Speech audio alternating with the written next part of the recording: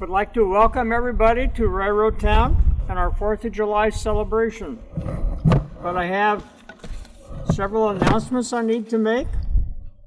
First, please make certain that all your teams are properly hitched. We've had a few runaways in town lately. Steep fines of up to $5 will be assessed for all teams that run loose. Deputy Marshals Dack and Hunt would appreciate your consideration.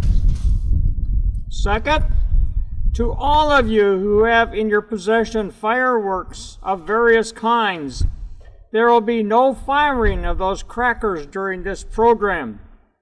Causing a runaway by firecracker will result in a week's worth of street work.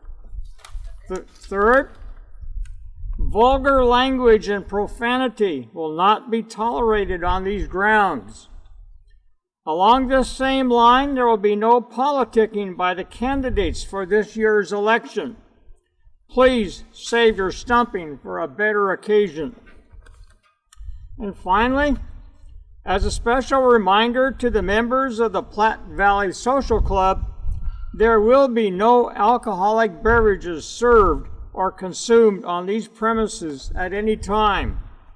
And let me add, all disorderly persons will be fined and promptly ejected by our deputy marshals from these grounds.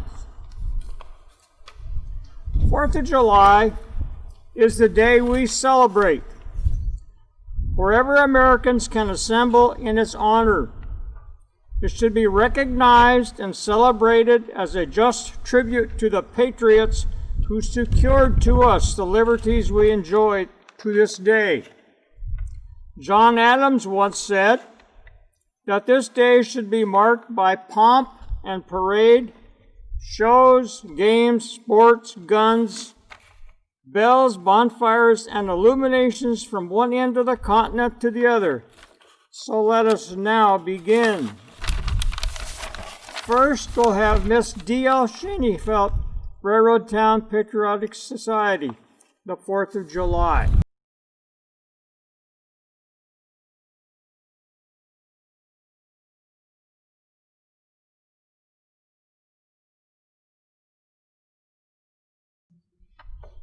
The 4th of July by C.J. Colton. Fling wide to the breezes that flag whose unfurling o'er the heads of our fathers, a century gone, told the tale of the world to a tyrant's down-hurling, of a star freshly risen, a nation new-born, whose folds o'er the breadth of our continent streaming bring the tear of thanksgiving to patriot's eye, for the sword that leaped forward all eager and gleaming, to defend the flag raised on the 4th of July. Today, o'er our country, from ocean to ocean, from Mexico's Gulf to Canada's line, let us gladly renew all those vows of devotion our ancestors uttered at liberty's shrine. Let our minds contemplate, and with just exultation, that thrice sacred day of America's birth, when the breath of life came to the glorious nation that now leads the van of the powers of earth. From the towns of the east, from each southern savanna, from the mounts of the west, from the forests of Maine, let our voices uprise in a heartfelt hosanna unto him whom our fathers besought not in vain. Let each unbearded youth and each grandfather hoary alike render thanks to Jehovah on high, that the flag still floats o'er us in all of its glory that our ancestors raised on the 4th of July.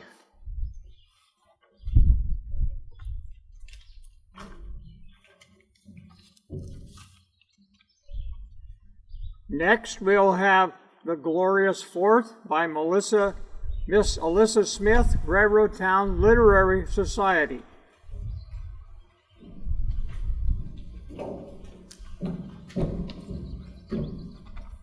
The Glorious Fourth by M.B. On the 4th of July, long ago, that honored and fortunate day, our ancestors boldly said no to the stranger's imperious way.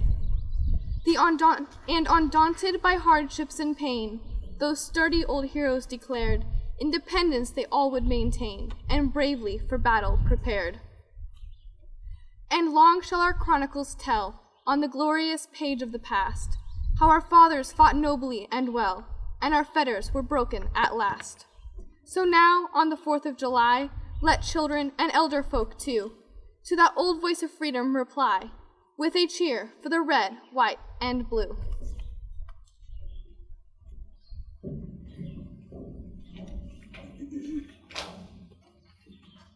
Next, we'll have America, performed by Miss Carly Kremers.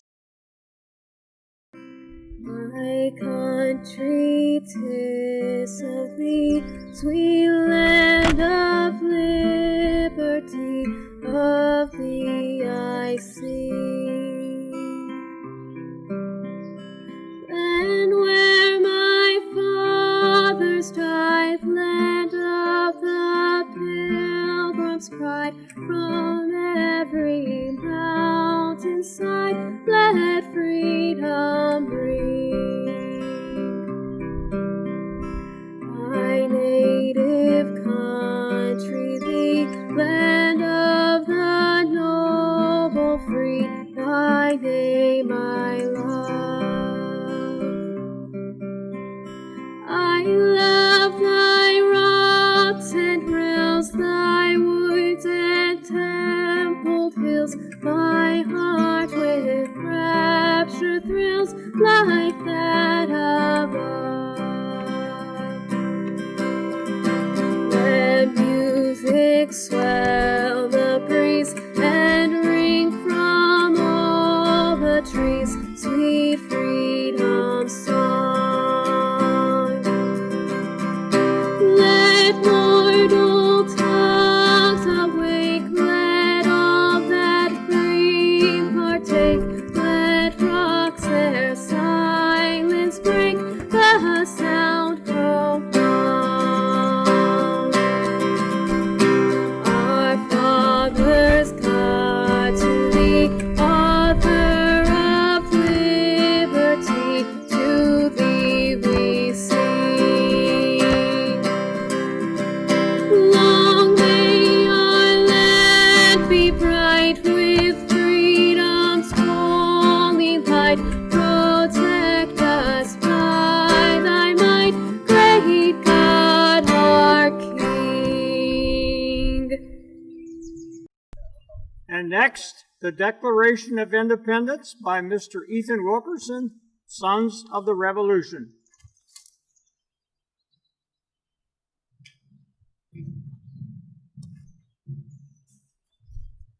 The Second Continental Congress appointed a committee of 5, Thomas Jefferson, Benjamin Franklin, John Adams, Robert R. Livingston, and Roger Sherman, to write a formal Declaration of Independence on June 11, 1776.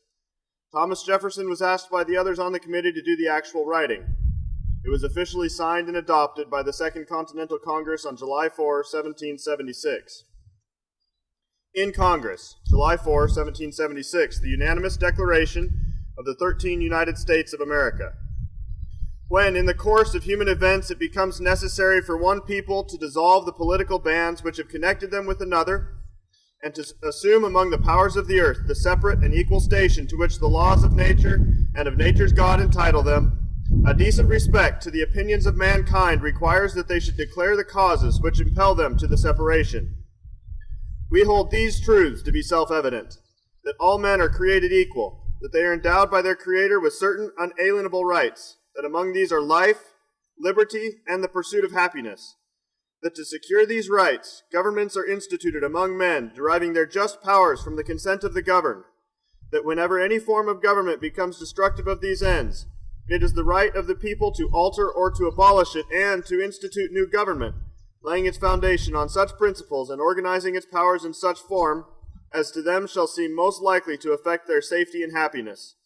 Prudence indeed will dictate that governments long established should not be changed for light and transient causes, and accordingly, all experience hath shown that mankind are more disposed to suffer while evils are sufferable, than to right themselves by abolishing the forms to which they are accustomed. But when a long train of abuses and usurpations, pursuing invariably the same object, evinces a design to reduce them under absolute despotism, it is their right, it is their duty to throw off such government, and to provide new guards for their future security.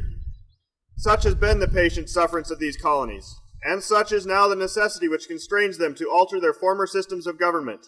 The history of the present King of Great Britain is a history of repeated injuries and usurpations, all having in direct object the establishment of an absolute tyranny over these states. To prove this, let facts be submitted to a candid world. He has refused his assent to laws, the most wholesome and necessary for the public good. He has forbidden his governors to pass laws of immediate and pressing importance, unless suspended in their operation till his assent should be obtained, and when so suspended, he has utterly neglected to attend to them. He has refused to pass other laws for the accommodation of large districts of people, unless those people would relinquish the right of representation in the legislature, a right inestimable to them and formidable to tyrants only. He has called together legislative bodies at places unusual, uncomfortable, and distant from the depository of their public records, for the sole purpose of fatiguing them into compliance with his measures. He has dissolved representative houses repeatedly for opposing with manly firmness his invasions on the rights of the people. He has refused for a long time, after such dissolutions, to cause others to be elected, whereby the legislative powers, incapable of annihilation, have returned to the people at large for their exercise, the state remaining in the meantime exposed to all the dangers of invasion from without and convulsions within. He has endeavored to prevent the population of these states, for that purpose obstructing the laws of naturalization of foreigners, refusing to pass others to encourage their migrations hither, and raising the conditions of new appropriations of land. He has obstructed the administration of justice by refusing his assent to laws for establishing judiciary powers. He has made judges dependent on his will alone for the tenure of their offices and the amount and payment of their salaries. He has erected a multitude of new offices and sent hither swarms of officers to harass our people and eat out their substance. He has kept among us in times of peace standing armies without the consent of our legislatures. He has affected to render the military independent of and superior to the civil power. He has combined with others to subject us to a jurisdiction foreign to our Constitution and unacknowledged by our laws, giving his assent to their acts of pretended legislation, for quartering large bodies of armed troops among us, for protecting them by a mock trial from punishment for any murders which they should commit on the inhabitants of these states, for cutting off our trade with all parts of the world, for imposing taxes on us without our consent, for depriving us in many cases of the benefit of trial by jury, for transporting us beyond seas to be tried for pretended offenses, for abolishing the free system of English laws in a neighboring province, establishing therein an arbitrary government, and enlarging its boundaries so as to render it at once an example and fit instrument for introducing the same absolute rule into these colonies, for taking away our charters, abolishing our most valuable laws, and altering fundamentally the forms of our governments, for suspending our own legislatures and declaring themselves invested with power to legislate for us in all cases whatsoever. He has abdicated government here by declaring us out of his protection and waging war against us. He has plundered our seas, ravaged our coasts, burnt our towns, and destroyed the lives of our people. He is at this time transporting large armies of foreign mercenaries to complete the works of death, desolation, and tyranny already begun with circumstances of cruelty and perfidy scarcely paralleled in the most barbarous ages, and totally unworthy the head of a civilized nation. He has constrained our fellow citizens taken captive on the high seas to bear arms against their country, to become the executioners of their friends and brethren, or to fall themselves by their hands. He has excited domestic insurrections among us, and has endeavored to bring on the inhabitants of our frontiers the merciless Indian savages, whose known rule of warfare is an undistinguished destruction of all ages, sexes, and conditions. In every stage of these oppressions, we have petitioned for redress in the most humble terms. Our repeated petitions have been answered only by repeated injury. A prince, whose character is thus marked by every act which may define a tyrant, is unfit to be the ruler of a free people. Nor have we been wanting in attention to our British brethren. We have warned them from time to time of attempts by their legislature to extend an unwarrantable jurisdiction over us. We have reminded them of the circumstances of our emigration and settlement here. We have appealed to their native justice and magnanimity, and we have conjured them by the ties of our common kindred to disavow these usurpations, which would inevitably interrupt our connections and correspondence. They too have been deaf to the voice of justice and consanguinity. We must therefore acquiesce in the necessity which denounces our separation and hold them, as we hold the rest of mankind, enemies in war, in peace, friends. We, therefore, the representatives of the United States of America in General Congress, assembled, appealing to the Supreme Judge of the world for the rectitude of our intentions, do, in the name and by the authority of the good people of these colonies, solemnly publish and declare that these united colonies are, and of right ought to be, free and independent states, that they are absolved from all allegiance to the British Crown, and that all political connection between them and the state of Great Britain is and ought to be totally dissolved, and that, as free and independent states, they have full power to levy war, conclude peace, contract alliances, establish commerce, and to do all other acts and things which independent states may of right do. And for the support of this declaration, with a firm reliance on the protection of divine providence, we mutually pledge to each other our lives, our fortunes, and our sacred honor.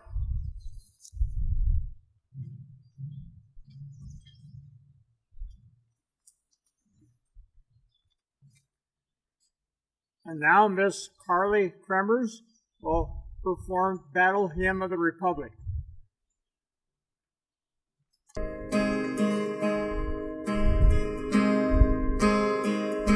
Mine eyes have seen the glory of the coming of the Lord. He is trampling out the vineyards where the grapes of wrath are stored. He hath loosed the fateful lightning of his terrible swift sword. His truth is marching on. Glory, glory, hallelujah. Glory, glory, hallelujah. Glory, glory, hallelujah. His truth is marching on.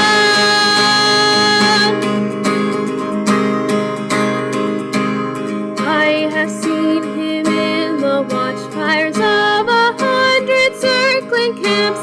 They have builded him an author in the evening dews and damps. I can read his righteous sentence by the dim and flaring lamps. His day is marching on. Glory, glory, hallelujah. Glory, glory, hallelujah. Glory, glory, hallelujah. His truth is marching on. He has sounded forth the trumpet that shall never call retreat. He is sifting out the hearts of men before his judgment seat. Oh, be swift, my soul, to answer him. Be jeweler at my feet.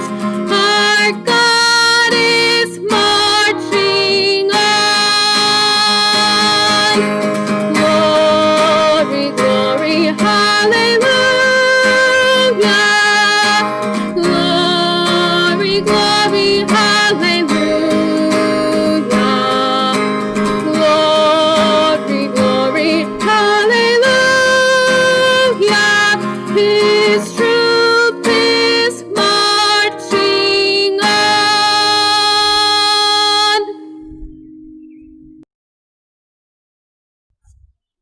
Next, we'll have excerpts from the American flag by Mrs. K. Sonova, Railroad Town Patriotic Society, followed by an introduction to Yankee Doodle.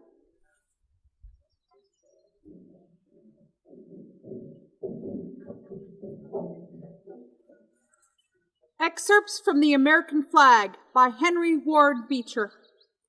A thoughtful mind, when it sees a nation's flag, sees not the flag only, but the nation itself. and whatever may be its symbols, its insignia, he reads chiefly in the flag the government, the principles, the truths, and the history which belong to the nation that set it forth. This nation has a banner, and whenever it streamed abroad, men saw daybreak bursting on their eyes, for the American flag has been the symbol of liberty, and men rejoiced in it. Not another flag on the globe had such an errand, or went forth upon the sea, carrying everywhere the world around such hope for the captive and such glorious tidings. The history of this banner is all on one side. Under it rode Washington and his armies. Before it Burgoyne laid down his arms. It waved on the highlands at West Point. It floated over old Fort Montgomery. When Arnold would have surrendered these valuable fortresses and precious legacies, his night was turned into day, and his treachery was driven away by the beams of light from the starry banner.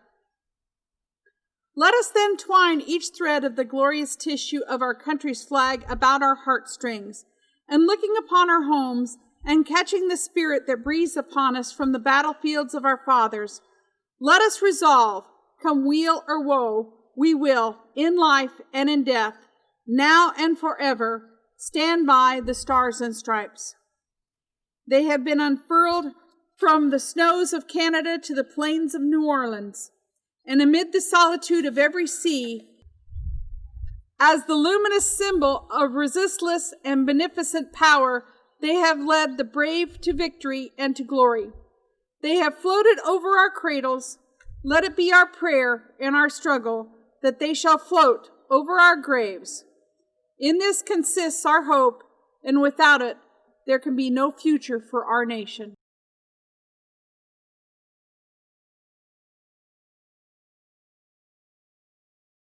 Songs have been used to make fun of public figures, to pass ugly rumors, and to insult enemies and sometimes friends. During the course of the rising opposition to British rule in the American colonies, satirical song took on a new edge. While the colonists sang to insult Britain's King George III, British soldiers responded with songs insulting American colonists as backward yokels. The story of a poorly dressed Yankee simpleton, or a doodle, was particularly popular, and they sang it as they marched into battle on the first day of the war. The rebels adopted the song as their own, creating dozens of new verses that mocked the British, praised the Continental Army, and celebrated its commander, George Washington. By 1781, when the British surrendered at Yorktown, to be called a Yankee Doodle had turned from an insult to a point of pride. The song Yankee Doodle had become the new republic's unofficial national anthem.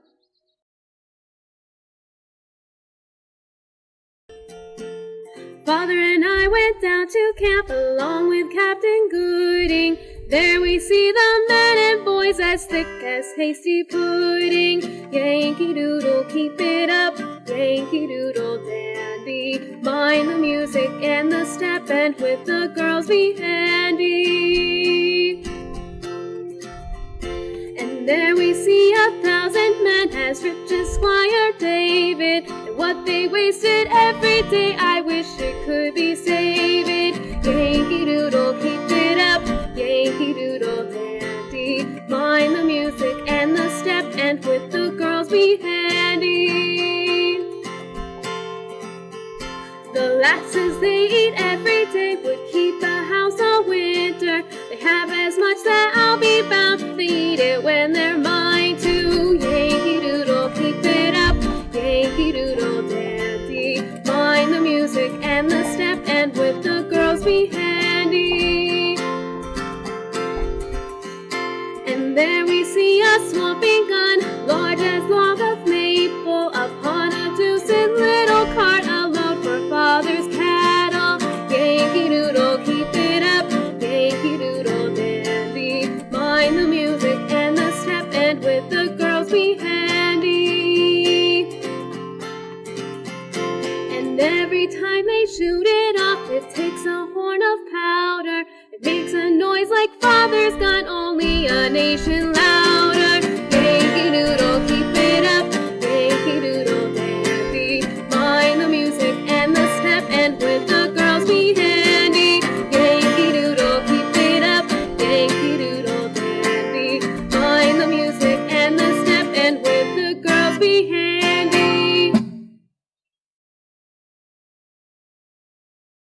We need to have a couple. And now we have our distinguished speaker, Mr. Robert Berg, lumber agent for the Chicago Lumber Company. Mr. Berg. Thank you, Mr. Mayor. Ladies and gentlemen, friends, and fellow citizens of Nebraska, I should have been happy to have met you in such vast numbers upon any ordinary occasion. What then must be my feelings in meeting you upon this, our glorious 4th of July, the day most cherished, most honored, and most respected of all our national holidays. The day which we are taught from our infancy to hold dear and second to none save one. When we behold you, many of whom were born and reared in foreign lands and distant homes, closing your houses, your workshops, and laying aside your business, and collecting here in such vast numbers to honor this day by your prayers, your songs, and your festivities, what must it be to those whose ancestors were as unchangeable in their purpose of freedom as God's? Ancestors with hearts overflowing with the love of liberty.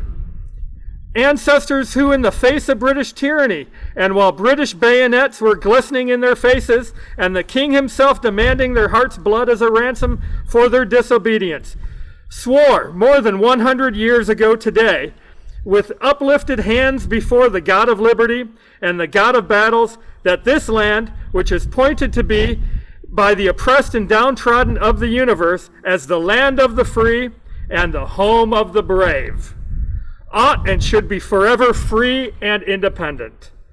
The question what must be our feelings under these circumstances, I may ask, but the answer I shall leave for those who may hereafter attempt to describe. When they hear of the American flag waving triumphantly over land and sea, and hear the songs of liberty and freedom ascending from every throne, power, and dominion of earth. But my friends, in the midst of our rejoicing and festivities and celebrating this national anniversary, let us drop a tear, I beseech you, upon the tombs of our departed ancestors who so nobly achieved and so tenderly and kindly transmitted to us this precious boon of liberty. Cherish, I beseech you, the immortal name of Hale, who, when executed as an American spy, in his dying moments exclaimed, "I only regret that I have but one life to lose for my country." Cherish the name of Patrick Henry, who boldly asserted in the Burgess of Virginia, amid the hissing of scorpions and the cry of treason, that the king has acted the part of a tyrant, and if that assertion be treason, make the most of it. Cherish, I implore you, the sacred names of those noble old patriots who endorsed that grand old indictment against the King of England, thereby declaring that they would be free and independent. I think I can see and hear them as they stand in a semicircle in that old Continental Hall as the indictment is read aloud. What death-like stillness prevails as that old patriot, whose locks have been silvered by time, proceeds to read, "To the King of England and our brothers there, we charge you for obstructing public justice. We charge you for transporting us beyond the seas to be tried for pretended and imaginary offenses. We charge you, the King of England, for plundering our seas. We charge you for ravaging our coasts, burning our cities, and destroying the lives of our innocent people. We have warned you from time to time of your attempts by legislation to extend unwarranted jurisdiction over us. We have reminded you of the cause and circumstances of our emigration and settlement here. We have appealed to your native justice. We have appealed to your magnanimity, and we have conjured you by the ties of our common kindred to disavow these usurpations which would inevitably interrupt our connection and correspondence with you.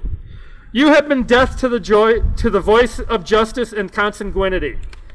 You have turned a deaf ear to our petitions, our prayers, and our remonstrances, and we must therefore hold you as we hold the rest of mankind, enemies in war, in peace, friends.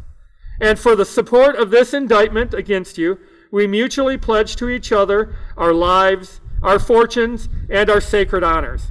My friends, need I say to you today that this indictment against our mother country was sustained before the great judge of nations and God of battles. Need I say to you that England, proud and powerful as she was, England, who numbered her soldiers by the millions and her pounds by the billions, England, the terror of all nations and kingdoms of the earth, England, the mistress of the sea after 8 years of war, 8 years of carnage and bloodshed, with all her pride and power, richness and reputation, acknowledged to us and to the world her inability to cope with our then infant republic and our independence. From that day, a new era began to dawn upon the American continent. The winged messenger of peace, liberty, and prosperity hovered over our land, and truly did the poet write. Here peace and freedom, hand in hand, went forth to bless this happy land, and make it their abode. It was the footstool of a throne, but now no master here is known. No king is feared but God.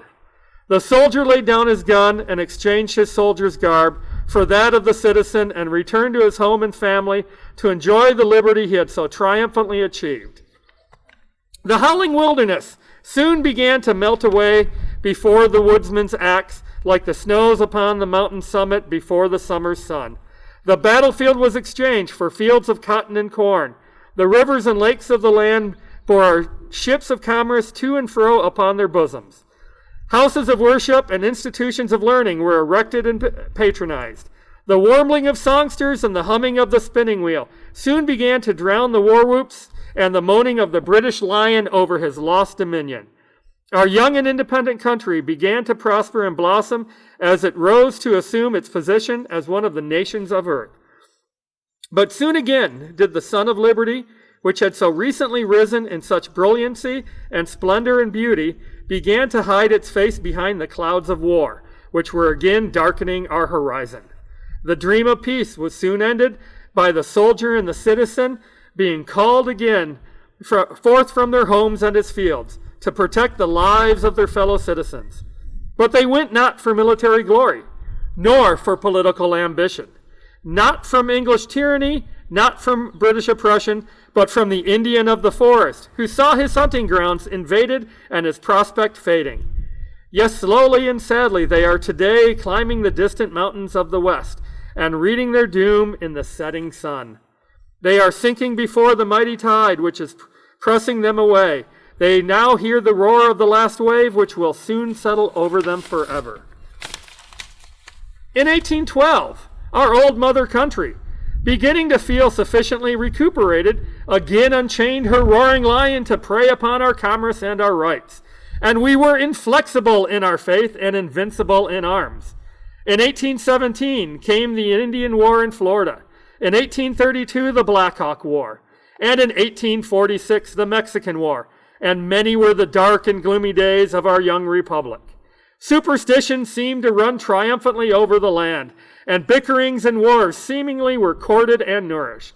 But by and by, with the aid of the God of battles and the God of liberty, our armies were again and again victorious. Our political sun brightened, our land of free institutions and learning prospered, our domain increased and spread its wings from ocean to ocean. Our commerce increased and was courted by the nations of the Old World. Our manufactures became numerous and compared favorably with those of other countries. Our cities sprang up and beautified our country and dazzled the eyes of the world. Our rapid advances in art and science surprised and amazed the scientific men of all ages.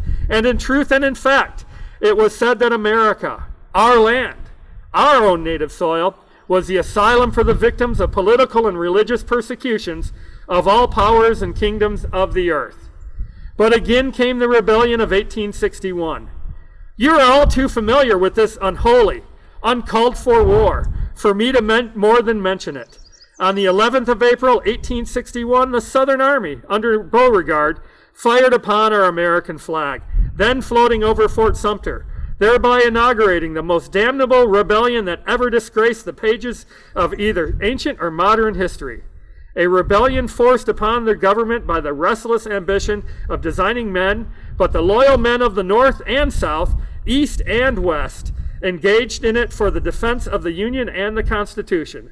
and to avert the great calamity of a continuous strife between states begun for the purpose of dividing the Union. It has bound the states together by the strong arm of national authority. Begun to perpetuate the system of human bondage, it has struck the chains from every American slave, and no more shall be grown under the load of his shackles and bondage. No more shall hear the insolent call of his master, or the howling of the bloodhound upon his trail. No more shall he be raised from his needful slumbers on his couch of straw, nor hurried away from his homely meal to undergo the repeated lashes of his master. No more shall he see the wife of his young days and the nursing upon the beast torn from his embrace and placed upon the auction block. But thank God we have a country free for all, and thank God today we are at peace with ourselves and at peace with all powers of the earth. Prosperity reigns supreme, and in the 100 years since our organization as a government, we have, with all our troubles and wars, enjoyed a degree of prosperity without parallel in the history of government. And being now untrammeled with the wrecks of tottering or fallen dynasties, we are today demonstrating to the world upon a grand scale the great problem of self-government. The number of states has increased from those 13 poor, bleeding, feeble states bounded upon one side by a fathomless ocean upon whose broad bosom floated the enemy of liberty, while upon the other side an unlimited and unhowling wilderness, to 38 of most free, happy, and prosperous states. Our population has increased from less than 4 to over 40 million. Our commerce has gained in a still greater ratio, and we have become, in its extent, the successful rival of the most powerful nations of the earth. To our manufactures and commerce, there appears to be no end. Our traders are to be seen in every country and upon every sea, as the seat of arts and sciences, as the region where civilization is in its active progress, and where Christianity is extending its influence far and wide. We indeed maintain a proud preeminence. Truly has it been said that we stand today the latest, and if we fail, probably the last experiment of self-government by the people. Therefore, I call upon you, fathers, by the shades of our departed ancestors. I call upon you in the name of our dead brothers and fathers who offered up their lives as a sacrifice upon their country's altar that we might enjoy this blessed privilege today. By all you are and all you hope to be, to resist every encroachment upon your liberties. And I implore you, mothers, by that which never fails in women, the love of offsprings. Teach them as they climb upon your knees or lean upon your blossom, the blessings of a free country. And last, I beseech you, old men, whose heads are silvered by time, give us your prayers, your counsel, and your benediction. And may those who shall stand here to celebrate this day, at the close of the next 100 years, look around upon us, a united, free, and prosperous government by the people. Thank you.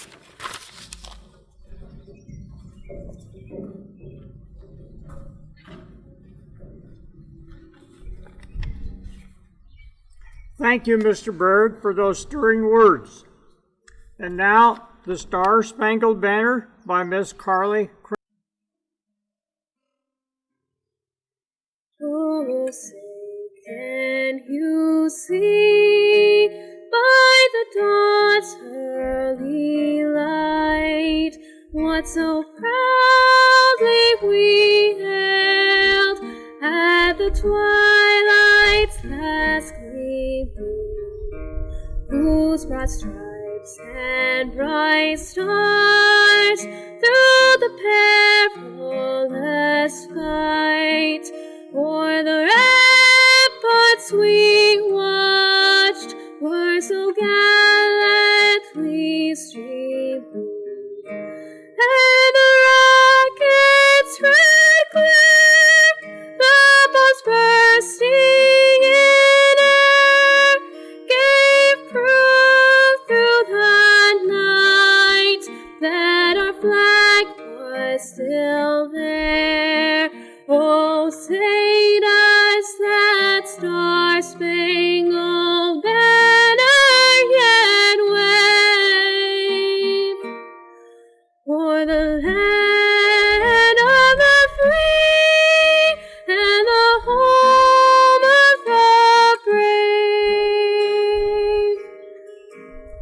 on the shore dimly seen, through the midst of the deep, where the foe's haughty host in dread silence reposes. What is that which the breeze o'er the towering steep, as it fitfully blows, half conceals, half discloses?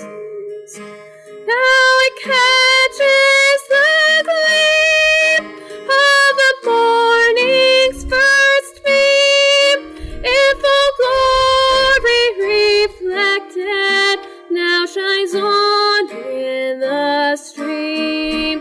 Hosanna is that star-spangled banner yet wave, o'er the land of the free and the home of the brave.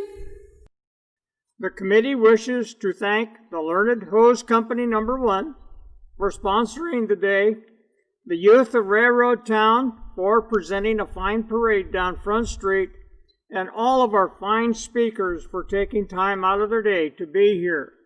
And finally, Miss Kremers for her stirring musical performances. From the citizens of Railroad Town, we wish all of you a very happy 4th of July.